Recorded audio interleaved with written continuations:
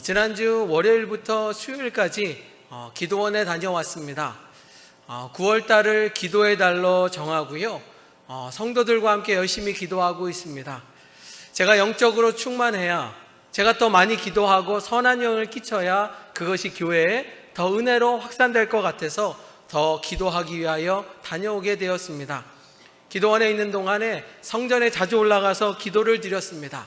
그리고 시간이 될 때마다 책을 읽으면서 하나님의 뜻이 무엇일까 구하며 은혜의 시간을 누리게 되었습니다.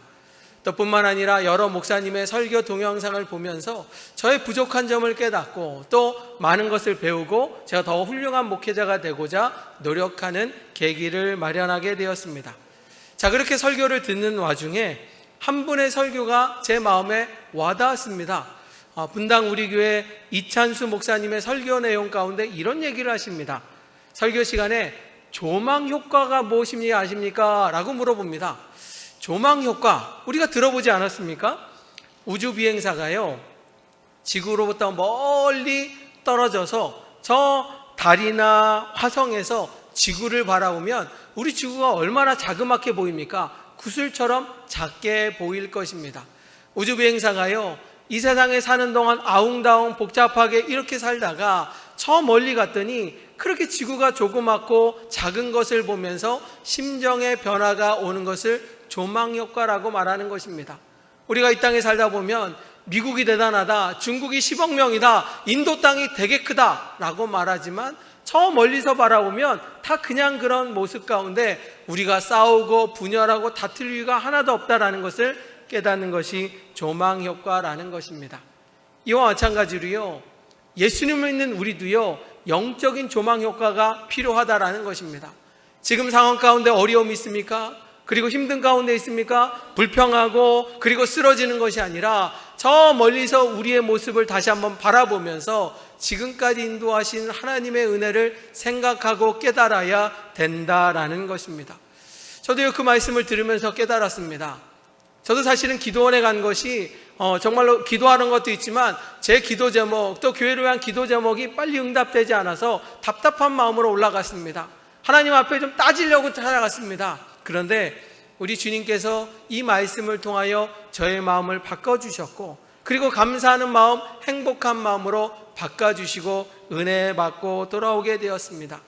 가만히 제 자신을 생각해 보면 어렸을 때부터 정말로 아무것도 할 수 없는 그리고 사건 사고가 많은 상황 가운데서도 늘 지켜주시고 인도하여 주어서 무럭무럭 자랄 수 있게 하신 하나님의 은혜가 감사하게 느껴졌습니다. 신학교를 다닐 때였습니다. 신학을 공부하면서 정말로 많은 신학생들이 무너지고 쓰러지고 그러면서 신학을 포기하는 자들이 많았었는데, 저에게는 특별한 은혜와 체험을 통하여서 더 주님을 사랑하고 좋은 목회자가 될 수 있는 마음과 함께 은혜롭게 졸업할 수 있게 하신 하나님의 은혜가 참으로 감사하고 감사하였습니다. 유학 시절 미국 클레어먼트 신학교에서 정말로 외롭게 공부하고 있었고, 또 한국어가 아니라 영어로만 수업하는 그 와중에 무척 힘들고 고난의 때가 있었지만 하나님은 그때마다 위로해 주셨고 힘을 더하여 주셨고 좋은 동료, 미국 친구들을 만나면서 제가 적응할 수 있도록 도와주시면서 정말로 학교를 잘 마칠 수 있게 인도하신 하나님을 다시 한번 떠올리게 되었습니다. 뿐만 아니라 제가 유학 시절에 잊지 못할 사건이 있었는데, 제가 공부를 하면서 청년부 사역을 하게 되었습니다. 또 하루를 시간을 내었고 청년들과 함께 수련회를 가게 되어서 집회를 하게 되었습니다. 새벽까지 집회를 하고 혼자 내려오고 있는데 그 산을 내려오는 가운데 너무 피곤해서 그런지 저도 모르게 깜빡 졸았습니다. 만약에 그때 졸다가 잘못했으면 몇백 미터를 떨어질 수 있는 위험한 순간이었는데 꼭 주님이 저를 깨우신 것처럼 번쩍 눈을 뜨고 그 위기를 벗어났던 기억이 납니다. 만약에 그때 잘못됐으면 아마 이 자리에 없었을 것입니다. 그렇게 순간순간 위기의 순간 가운데서도 하나님이 이 모양 저 모양으로 지켜주신 은혜를 생각해보면 참 감사함에도 불구하고 그러지 못했던 제 자신을 다시 한번 돌아보게 되었습니다. 결혼 생활을 하고 자식을 통하여 기쁨을 누리길 원했지만 5년 동안 자식이 없었습니다. 그것이 우리 가정의 슬픔이었습니다. 그런데 기도하고 안수기도를 받고 주님께서 선물을 주셨는데 하나가 아니라 쌍둥이를 주셔서 갑절의 축복을 주셨습니다. 그런데 그 자녀들이 무럭무럭 성장하여 아름답게 자라나는 모습을 보면 우리 하나님은 살아계시고 여전히 저를 사랑하시고 은혜를 베풀어 주시는가라는 것을 다시 한번 되돌아보는 시간을 갖게 되었습니다. 다시 말하면 지금의 작은 상황 가운데, 현실 가운데, 어려움과 속상한 가운데, 무너지는 우리의 심령 가운데 멀리서 우리의 모습을 바라보면 지금까지 인도하신 하나님의 은혜가 얼마나 감사한지, 그리고 역사하신 그 하나님이 앞으로도 인도하실 것을 사모하며 확신하며 믿음의 길을 걸을 때 우리는 다시 한번 믿음의 은혜를 받고 일어설 수 있는 역사가 일어난다라는 것입니다. 여러분도 오늘 시간 주님을 다시 만나는 복된 시간이 되기를 주님의 이름으로 축복합니다. 조망효과처럼 멀리서 여러분들을 바라볼 때 주님의 역사하심과 인도하심 가운데 이 자리까지 오신 주님 앞에 감사하며 행복을 나누는 시간이 바로 예배 시간이라는 것을 깨닫는 은혜를 누리기를 원합니다. 저는 그러면서요, 이 조망효과에 대해서 묵상하면서 모세에 대하여 생각해 보았습니다. 모세는요, 이름이 뜻이 건짐받았다라는 거 아니겠습니까? 애굽의 공주가요, 그를 건졌습니다. 왕자가 되었습니다. 형통한 삶을 살았습니다. 그런데 겉모습은 애굽 왕이었지만 마음속에서는 애굽 사람이었고 자기 동료들은 포로로 노예로 고통상하는 걸 통하여 정말로 가치관에 혼란이 찾아왔죠. 결국은 애굽 병사를 떨어뜨려서 죽이고 살인자가 되었고 그는 무서워서 왕을 피하기 위하여 멀리 도망치게 되었습니다. 성경에 보면 그는 40년 동안 광야 생활을 했다고 합니다. 가장 높은 곳에 있다가요, 가장 낮은 곳에 있었던 모세는요, 얼마나 서러웠을까요? 외로웠을까요? 얼마나 고통스럽고 힘들었을까요? 그래서 그는 자포자기하고 좌절하는 그 순간이 있었지만, 그러나 그때 하나님이 그에게 찾아오셨습니다. 출애굽기 3장을 통하여 그에게 말씀하고 여긴 거룩한 땅이다 라고 말하며 너의 보낸 40년이 헛된 것이 아니라 하나님 나라를 위한 훈련의 과정이고 너는 민족의 지도자가 될 거라는 그런 은혜를 누리게 되었습니다. 그때 깨달았습니다. 내가 외로웠고 힘들었고 고통스러운 광야길이 아니라 하나님이 나를 믿음의 사람으로 위대한 자라로 삼기 위한 훈련의 과정이라는 것을 통하여 그가 감사하고 있는 장면이 바로 성경 가운데 나와 있습니다. 사랑하는 성도 여러분, 지금의 어려움이요, 지금의 위기가 여러분들 더 든든하게 세우고 여러분들 존귀하게 세우시는 하나님의 계획이라고 믿으십니까? 그렇게 우리 믿음의 사람들은요, 흔들리고 넘어지는 것이 아니라 더 굳센 믿음 가운데 하나님 앞에 고백해야 될 것입니다. 우리 함께 찬양을 통하여 고백할까요? 세상 흔들리고 라는 찬양 부르며 주님, 내가 흔들리지 않고 더 주님을 사랑하겠습니다 라는 믿음과 함께 같이 고백하는 시간 갖도록 하겠습니다. 찬양합니다.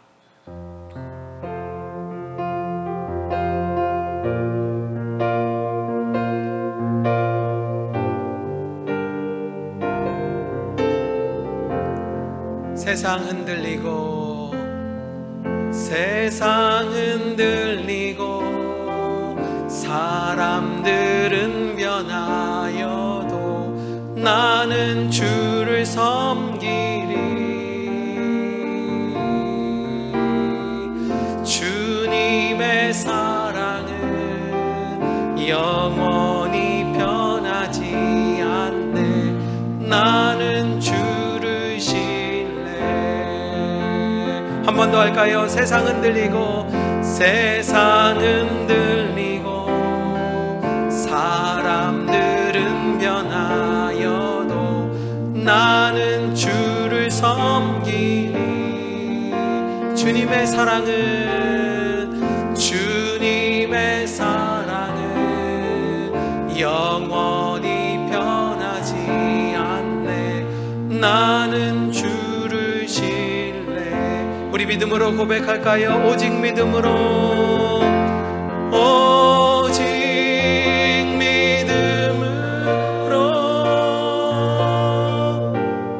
믿음으로 내가 살리라. 오직 믿음으로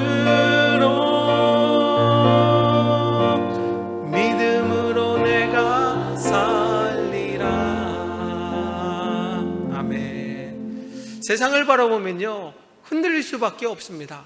세상의 모습을 보면요, 우리는 무너질 수밖에 없습니다. 그런데 주님은 말씀하고 있습니다. 흔들리지 말라고, 주님 더 사랑하라고, 그것이 믿음의 길이라고. 그런데 여러분, 우리만 흔들리는 게 아니라 성경에 보면 많은 성경의 역사 가운데 흔들리고 넘어지는 자가 있는가 하면 그 속에서도 끝까지 믿음을 지켰던 위대한 사람들도 있었다라는 것입니다. 자, 오늘 본문은요, 빌립보서의 말씀입니다. 빌립보서는요, 신학자들이나 많은 사람들이 별칭을 말하는데 이 성경책을 뭐라고 말하느냐? 옥중서신이라고 말을 합니다. 왜 옥중서신이냐? 사도 바울이 감옥에서 사랑하는 성도들을 위하여, 빌립보 성도들을 위하여 쓴 편지를 옥중, 감옥에서 쓴 편지다라고 말하고 있습니다. 그럼 여러분이 먼저 질문해 볼까요? 성경에 보면요, 옥중서신이 4권이 있습니다. 자, 지금 빌립보서 얘기를 했죠? 또 뭐가 있을까요? 빌레몬서가 있습니다. 또 뭐가 있을까요? 에베소서가 있습니다. 또 하나 뭐가 있을까요? 골로새서가 있습니다. 생각보다 여러분 잘 아시네요. 일부 예배 때 얘기 안 했었는데 똑똑한 분 많네요. 자, 성경에 보면 옥중서신이 4권이 있습니다. 이 4권이 바로 사도 바울이 감옥에서 편지를 쓴 내용이기도 합니다. 사도 바울은요, 1차, 2차, 3차 전도여행을 통하여 복음을 증거하였고 여러 교회를 세웠습니다. 그리고 그 교회 가운데 은혜를 나누어진 와중에 그가 3차 여행을 마치고 예루살렘에 도착했을 때 유대 지도자들이 못마땅히 여겼습니다. 사도 바울만 없으면 정말로 유대 종교가 더 번창할 텐데, 기독교가 망할 텐데, 그래서 사도 바울을 누명을 씌우고 감옥에 가뒀습니다. 사도 바울도 죄를 짓지 않았기 때문에 하루 이틀이면 풀려날 줄 알았는데 1년이 지나도 아무 소식이 없습니다. 2년이 돼도 총독이었던 명령권자가요, 유대인들을 두려워하여 밀란이 일어날까봐 재판을 하지 않고 그냥 놔두고 있습니다. 그래서 결국은 사도 바울은 이래서는 안 되겠다라고 말하여 나는 로마 시민권자로 로마 황제한테 재판을 받겠다라고 하여 로마 재판을 받기 전에 감옥에서 구금된 상태에 있을 때 사도 바울이 여러 교회들을 향하여 편지를 쓰게 됩니다. 사도 바울이 감옥에 있었지만 사람들이 찾아옵니다. 편지를 통하여 이야기를 합니다. 사도 바울도 궁금했을 것입니다. 주님의 핏값으로 세우신 교회가 든든하게 서기를 바라며 기도하고 나중에 여러 교회에서 소식이 들려오기를 교회들이 무너지고 있다는 소식을 듣습니다. 교회들이 아파하고 있다는 소식을 듣습니다. 사도 바울은 당장 그곳에 가서 위로해주고 치료해주고 교회를 세우고 싶었지만 문제는 감옥에 있다 보니 갈 수가 없게 되었고 그의 마음을 담아 복음을 증거하고 교회를 세우기 위하여 쓴 편지가 바로 빌립보서 내용이라는 것입니다. 자, 빌립보라는 도시는요, 사도 바울이 2차 전도 여행 가운데 방문했었고 세웠던 교회 중에 하나가 빌립보라는 곳입니다. 사도 바울은요, 1차 전도 여행에 여러분 갈라디아서가 있지 않습니까? 바로 갈라디아 지역을 통하여 복음을 증거하였고요, 그리고 많은 기독교인들이 파생되게 되었습니다. 그럼 사도 바울은요, 2차 전도 여행을 생각하며 내가 새로운 곳에서 복음을 증거하기보다는 1차에 전했던 갈라디아 지역에 가서 그들을 또 만나보고 그리고 연약한 성도들을 세워주고 교회를 든든히 하기 위하여 재차 방문을 원하였습니다. 그렇게 출발하였습니다. 그러던 어느 날 성령님이요, 사도 바울에게 말씀하십니다. 바울아, 갈라디아서는 내가 책임질 테니 너는 새로운 땅, 저 마케도냐라는 곳으로 가서 복음을 증거하여라. 주님, 제 계획은 그게 아닌데요. 사도 바울은 그렇게 말하지 않았고요, 성령님이 말씀하는 대로 순종하여서 그가 마게도냐 땅으로 가게 되었고 첫 번째 도착했던 것이 빌립보 도시였습니다. 성경에 보면요, 빌립보 도시에서 루디아라는 자주장사를 만나서 그곳에서 복음의 확산이 일어나는 놀라운 은혜가 일어나기도 합니다. 뿐만 아니라 그가 감옥에 갇히기도 합니다. 그 빌립보 도시였습니다. 그때 간수쟁이를 구원시키면서 유명한 말을 하죠. 뭐라고 말했냐? 주 예수를 믿으라. 그리하면 너와 내 집이 구원을 받으리라 라고 성경이 말씀하고 있고요, 그 말씀이 우리에게 힘이 되지 않습니까? 그 얘기가 바로 빌립보에서 전해지는 이야기이기도 합니다. 그렇게 사도 바울은요, 하나님이 보내셨던 빌립보 지역에서 복음의 확산을 원하였지만 문제는요, 유대 종교자들이 가만히 있지 않습니다.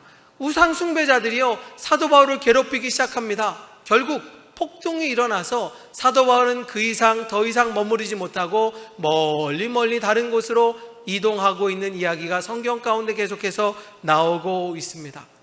빌립보 교인들이 초신자이니까요, 성경 공부도 가르쳐야 되고요, 성령에 대해서 가르쳐야 되고요, 기도할 수 있는 방법도 가르쳐주고 뜨겁게 역사를 해야 되는데, 그런데 안타깝게도 그 자리를 떠나야 했던 사도 바울의 심정은 찢어지는 정도로 마음이 아프고 속상했을 것입니다. 그런데 감사한 것은 무엇이냐? 빌립보 교인들의 마음밭이 좋았다라는 것입니다. 착하기도 하고요, 그리고 아름다운 마음 가운데 비록 지도자였던 사도 바울이 없을지라도 교회는 성장하였고요, 서로 사랑하였고요, 교회는 아름답게 그렇게 조금씩 변화되고 있었다라는 것입니다. 그래서 사도 바울이요, 빌립보 교회를 향하여 뭐라고 썼느냐? 주님이 기뻐하는 교회였다라고 말할 정도로 안타깝지만 교회는 아름답게 성장하고 있습니다. 그런데 문제가 생깁니다. 아무리 텃밭이 좋을지라도요, 아무리 선한 사람이 있을지라도요, 계속되는 압력과 협박과 괴롭힘은요, 마음이 흔들릴 수밖에 없습니다. 여전히 그 자리 가운데서도 기도하면서 교회를 지키는 사람도 있지만 금이 가기 시작합니다. 흔들리기 시작합니다. 분열이 일어나기 시작하면서 사도 바울에게 그런 내용이 전달받아 속상한 마음에 마음 안타까운데 그 편지를 통하여 교회가 다시 세워지기를, 회복되기를 원하는 마음으로 쓴 편지가 빌립보서라는 것입니다. 그러면서요, 신학자들은요, 왜 빌립보 교회가 어려움에 처했을까라고 할 때 두 가지를 지적합니다. 첫 번째는 유대 종교 지도자들이 그 교회에 들어가서 방해하기 시작하였고 협박하기 시작했다는 것입니다. 두 번째로요, 우상 숭배자들이 기독교 성장을 방해하고 그들을 흐트러뜨리고 그리고 유혹하기 시작하면서 교회가 흔들렸다라고 분석하고 있습니다. 자, 그런데 그것도 맞는 얘기지만요, 사도 바울은 성경을 통하여 자신이 분석하기를 왜 교회가 흔들리느냐, 이유가 있다라는 것입니다. 자, 같이 읽어볼까요? 그가 분석한 것은 이것입니다. 빌립보서 2장 12절의 말씀. 그러므로 시작. 그러므로 나의 사랑하는 자들아, 나 있을 때뿐 아니라 더욱 지금 나 없을 때에도 항상 복종하여 두렵고 떨림으로 너의 구원을 이루라. 아멘.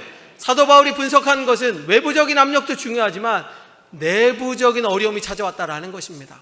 성도들이 흔들리기 시작하면서 마음이 연약해지면서 쓰러지고 넘어지고 그러면서 불평 가운데 서로 분열 가운데 교회가 흔들리고 있다라고 말하며 외부적인 것이 중요한 것이 아니라 내부적인 분열을 막아야 된다라고 말하고 있습니다.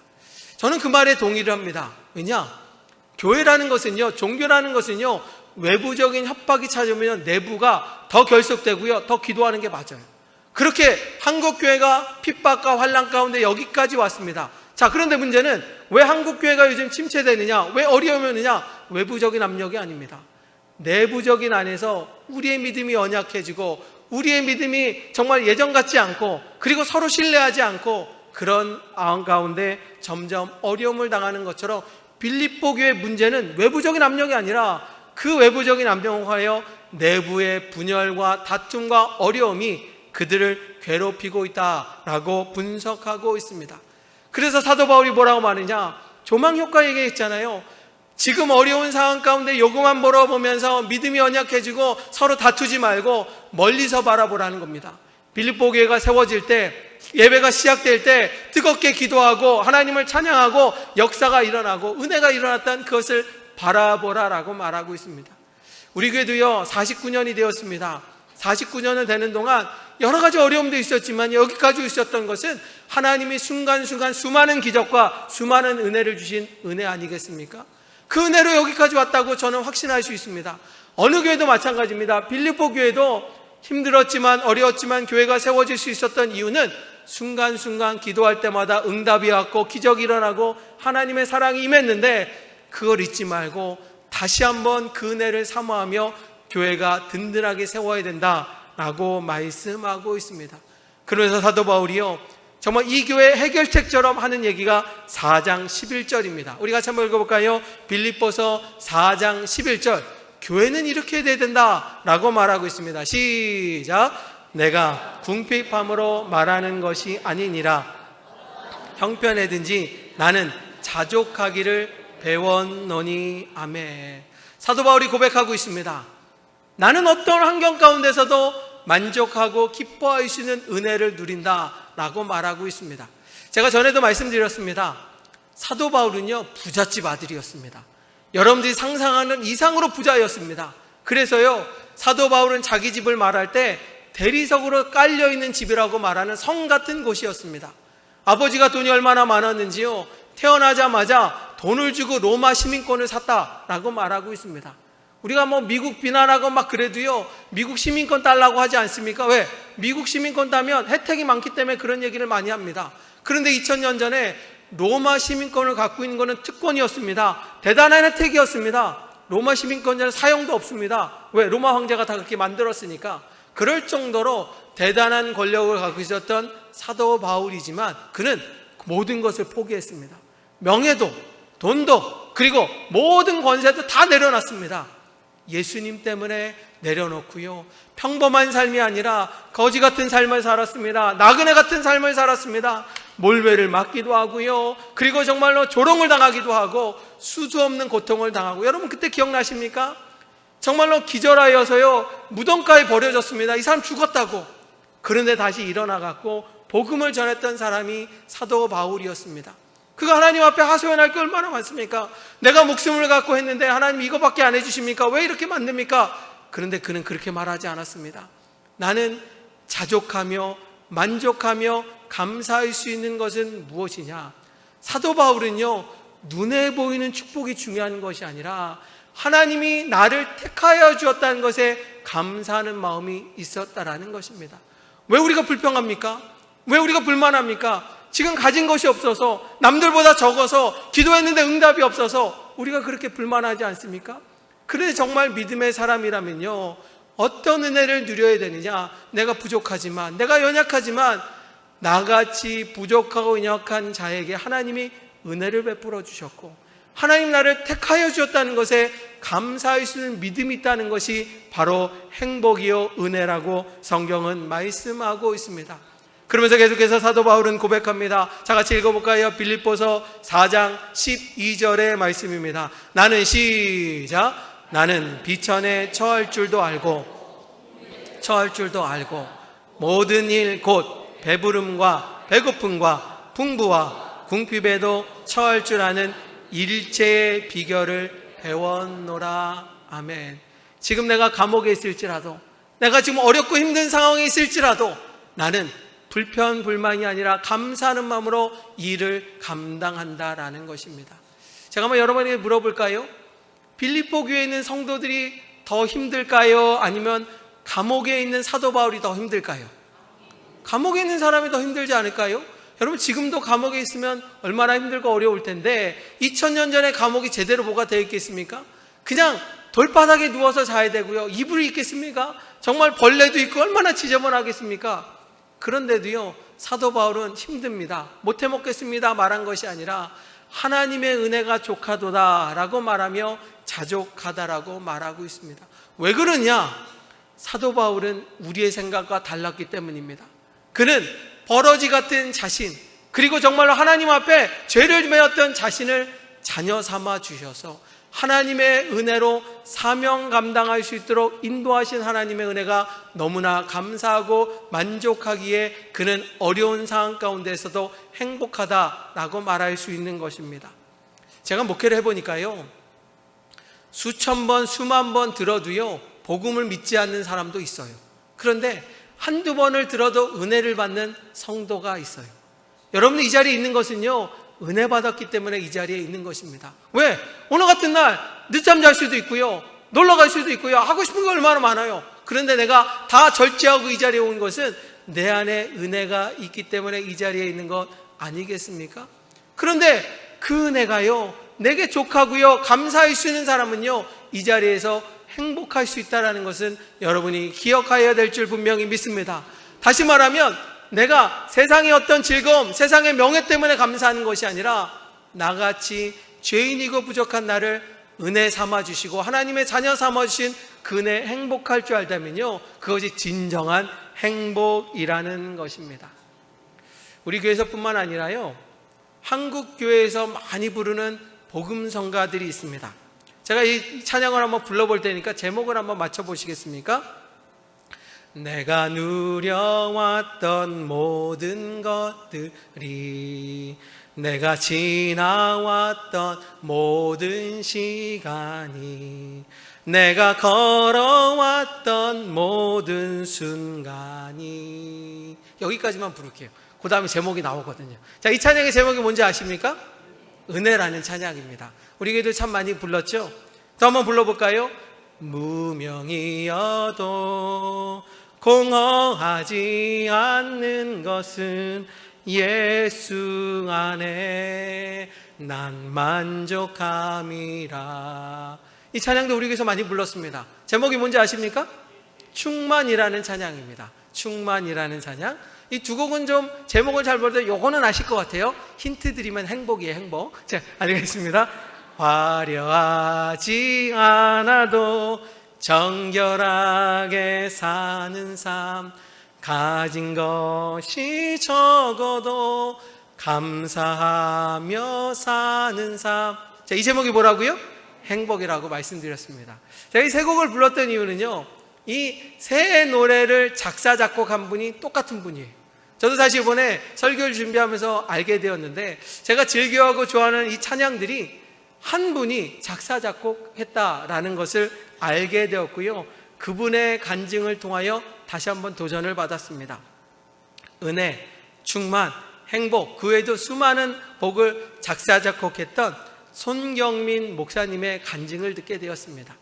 이 손경민 목사님은요, 이렇게 찬양 부르면 얼마나 행복하게 살았을까, 얼마나 형통하게 살았을까, 하나님이 얼마나 복을 많이 주었을까, 그런 찬양으로 이 찬양을 부를 때마다 따뜻해지고, 그리고 사랑이 넘치고 감사함의 찬양 아니겠습니까? 저는요, 이 작사 작곡했던 이 목사님도 그런 삶을 살았을 거라고 생각하지만 그의 인생은 180도 반대였습니다. 이 얘기를 들으면요, 정말 이런 찬양을 부를까, 어떻게 이런 찬양이 나올까라고 말할 정도로 정말 충격적인 인생을 살아왔습니다. 어렸을 때요, 태어나자마자 부모님이 이혼을 했다고 합니다. 아버지는 멀리 도망가 버렸고요, 그런데 아버지가 빚을 많이 남겨놓고 그냥 떠나셨다라는 겁니다. 그러니까요, 평소 일하지 않았던 어머니는요, 집을 나와서 정말로 아들과 또 한 명의 자녀와 함께 힘들게 살아가게 되었고, 아버지가 남겼던 빚을 정말로 계속 몇 년 동안 갚아나가는 고난의 시간이 계속되고 있었다라는 것입니다. 이 손 목사님이 어렸을 때는요, 초등학교 4학년쯤 되니까요, 어머니가 너무 불쌍한 거예요. 평생을 고통스러워하며 일만 하시고 정말 힘들게 사시는 어머니 때문에 나도 공부도 중요하지만 어머니를 도와야 되겠다라고 해서 초등학교 4학년생이요, 아르바이트를 시작합니다. 어머니를 도와야 되겠다고, 엄마 불쌍하다고, 그러면서 초등학교뿐만 아니라 중고등학교 시작 때도 계속해서 일을 하게 되었습니다. 그런 어느 날 편지가 왔습니다. 그 편지를 뜯어보니까 더 충격적인 말이 나옵니다. 어머니의 이름으로 누군가가 신용카드를 만들어서 몇백만 원씩 썼다라는 겁니다. 그러니 이걸 갚으라는 겁니다. 정말 억울하지만 속상하지만, 그래서 그 가난 가운데 남이 써버렸던 신용카드를 또 갚아야 되는 일을 통하여 또 어려운 시절을 보내게 되었습니다. 드디어 성인이 되었습니다. 자신의 모습을 뒤돌아보니 태어나자마자 가정이 깨져버렸습니다.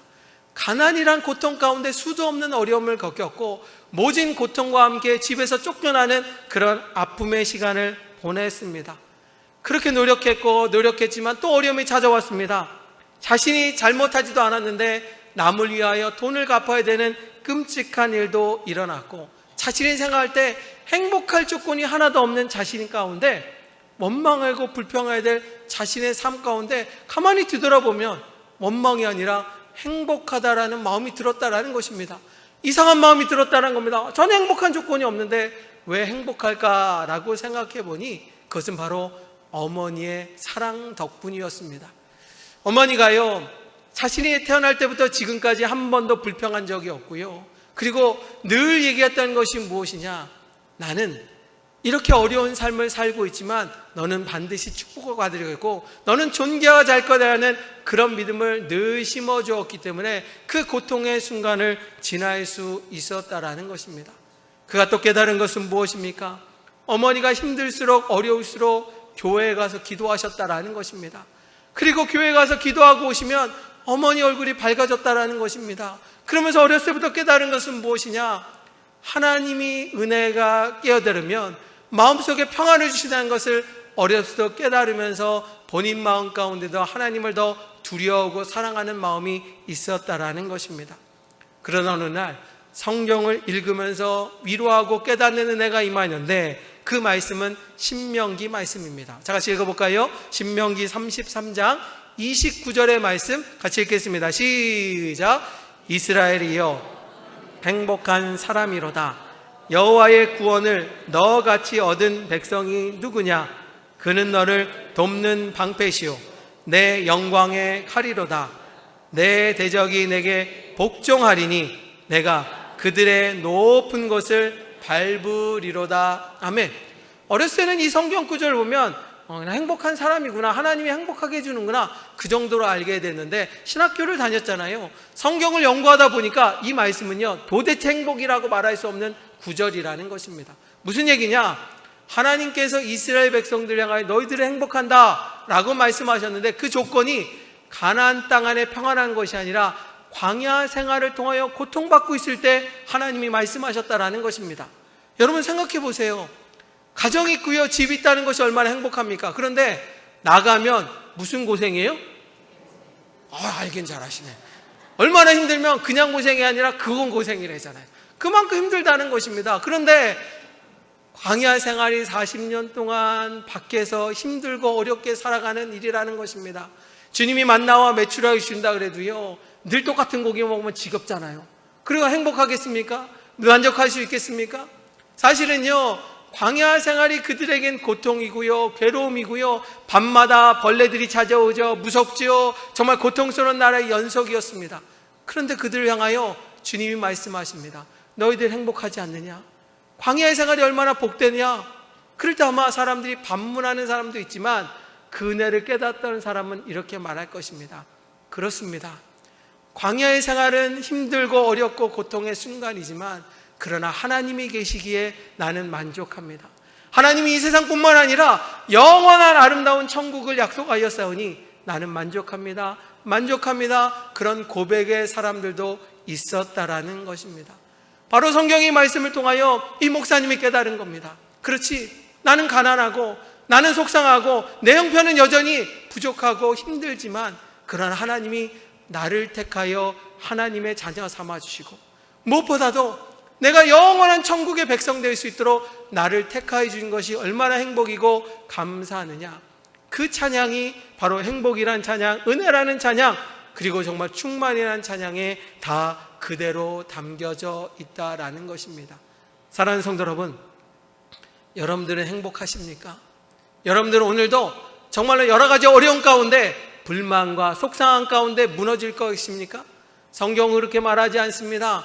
하나님이 계심에 만족해야 됩니다. 자족해야 됩니다. 그리고 은혜 가운데 날 구원하신 하나님 앞에 감사하는 자리가 될 때 그 자리에 하나님의 능력이 임하기를 주님의 이름으로 축원합니다. 지금은 힘들고 어렵지만 하나님이 나와 함께 하여 주시면 내 자녀들이, 내 형편이 좋아질 거라는 믿음을 가지고 주님을 찾는 자에게 너는 행복한 사람이다, 내가 너의 구원을 이룰 것이다, 내가 너를 도울 것이라는 그 약속이 여러분들에게 온전하게 이루어 주어서 정말로 행복한 우리 호산나 성도가 되기를 주님의 이름으로 축원합니다. 주님이 만족해 하시는 은혜를 더하여 주시기를 주님의 이름으로 축원합니다.